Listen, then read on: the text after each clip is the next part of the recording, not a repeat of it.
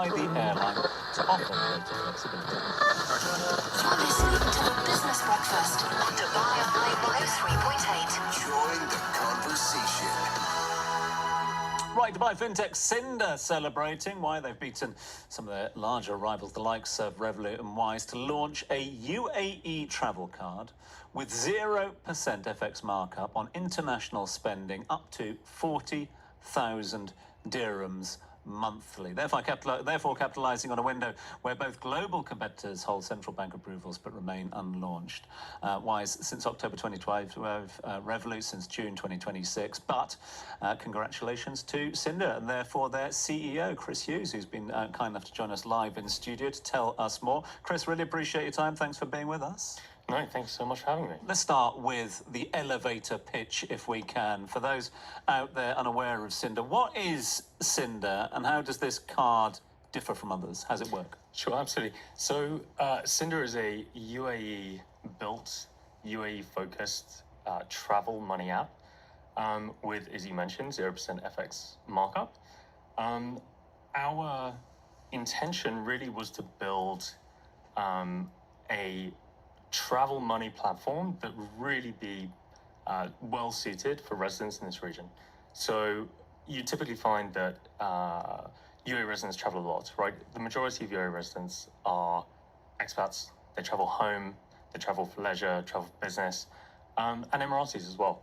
But there was no one that was really focusing on this niche, right? So really that was the genesis of Sinder.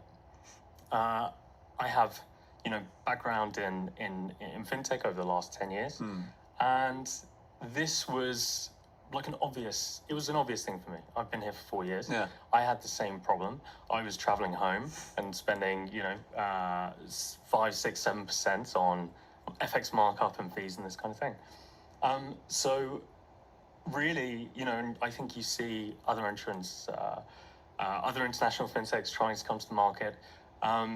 There's clearly the pain point there. But with the big names that we just mentioned there, and they got all the central bank approvals, what allowed you to move faster here? So we actually have a very lean fintech setup. So we're not the licensed financial institution. We've partnered with ruya Community Islamic Bank. You just had the G4C guys on earlier. They're very familiar with ruya.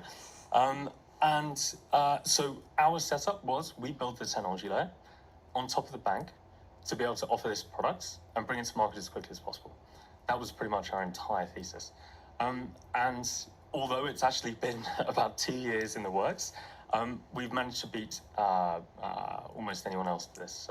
And a lot of that's taken from learnings from you and the team, having worked in the sector and with other players in the sector. You've sort of seen this area that you could use and develop. Yeah, absolutely. I mean, I've been in the UAE now for almost 4 years. Previously worked with Tamara, which is a Saudi BNPL fintech. So I'd seen the landscape in the region. I'd seen the landscape in the UAE. I know how hard it is, right? Getting licensing is really, really very challenging. So kudos to everyone that's been able to do it in this region. But there is also a route to avoid licensing, but still be able to provide the value of the products, right? And that was absolutely the route that we took.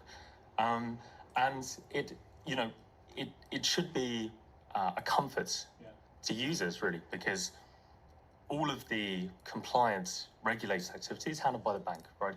We issue a bank account. You have a Platinum Mastercard debit card and IBAN, and your bank account is owned and managed by ruya Bank. So we have the best of both worlds. We built the technology. We're very good at that. We can build it very quickly. We can really speak to customers and iterate on the experience, whilst your account is very securely managed by the bank. This is, in my opinion, this is the most sensible fintech setup. Okay, Chris. Good cop, bad cop. Sure. Whenever I see 0% on a card, I'm scrambling through all the terms and conditions. I've got to ask, if it's 0% on FX markups, how are you making money? Absolutely. So if you look at a card transaction, especially for travel money, you typically have FX, but you also have something called interchange. Interchange is essentially the fee that's charged to the merchant when you're transacting. So if you go to McDonald's or something, and let's say you go to McDonald's in Oman, you pay $10, but actually McDonald's only receives, $9.50. That 50 cents basically goes to the scheme and the bank. The majority of our money comes from interchange. But it's important to say as well, what is particularly interesting about our setup is we are very, very, very lightweight on headcount, right? We have truly leaned into being fully AI native from a setup point of view. So financial services are commoditized. People mainly choose based on price. The way that we've built the company means that traditionally the majority of cost would go to headcount. We don't have a lot of headcount, so we can deliver a much cheaper, much high quality financial service. Okay, so overheads are lower, you can pass that on to the end user, that's how you gain market share. Exactly. Is there, though, one eye over your shoulder looking at the Revoluts and the Wires that will eventually come into this market? Does that landscape get more competitive? Yeah, absolutely. Look, there's no doubt I greatly respect Revolut and Wise. I used to work at Revolut. I worked there for 3 years. I know how good they are in this space. But I think they, specifically Revolut taught me that you deliver great products through obsession and iteration, right? And building specifically for users. For Sinder, the advantage that we have is that we're really building for one specific user, right? Revolut's building for 75 million customers globally. We can just focus on the UAE, right? So we have sort of UAE Pass, we've got Arabic localization, and we are really trying to solve for this region. What's scaling look like for you? What's the future hold? So at the moment, so we've just launched into pilots and we are still in beta. We've now reached about 400 users, 250 active accounts. We've had about almost approaching 100 transactors, processed about 250,000 dirhams in payments, and had almost 500,000 dirhams in top-ups. We're seeing, and all of this has been organic. So I think, the narrative that we have and the focus that we have, this has really been able to unlock us to really connect with users that have this problem.